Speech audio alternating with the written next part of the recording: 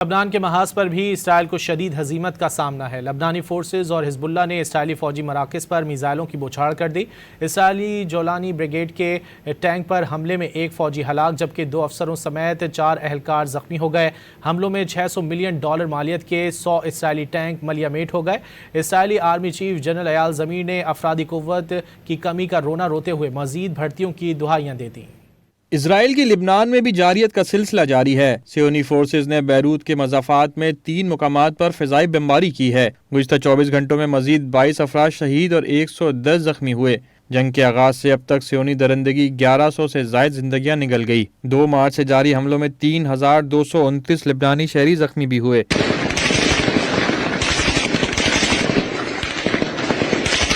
ادھر لبنان کی جانب سے بھی اسرائیلی جارحیت کا بھرپور مقابلہ کیا جا رہا ہے۔ اسرائیل پر لبنانی حملے میں 1 اسرائیلی مارا گیا جبکہ 25 زخمی ہوئے۔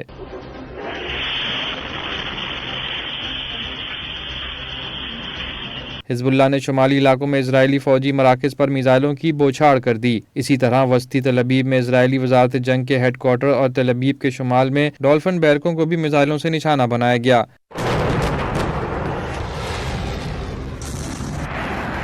حزب اللہ کے اسرائیلی جولانی بریگیڈ کے ٹینک پر حملے میں ایک فوجی ہلاک جبکہ 2 افسروں سمیت 4 اہلکار زخمی ہو گئے۔ حزب اللہ کے حملوں میں $600 ملین مالیت کے 100 اسرائیلی ٹینک تباہ ہو گئے۔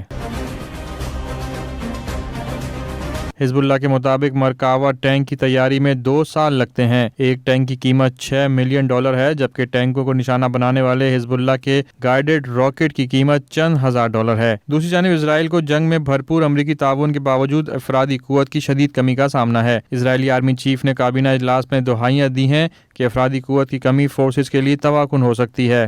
اس موقع پر وزراء کو بتایا گیا کہ فوجیوں کی فوری بھرتی، لازمی خدمت کی مدت میں اضافہ اور ریزرو سروس جیسی تبدیلیاں نہ کی گئیں تو فوج کی روزمرہ سیکیورٹی مشنز انجام دینے کی صلاحیت متاثر ہو سکتی ہے۔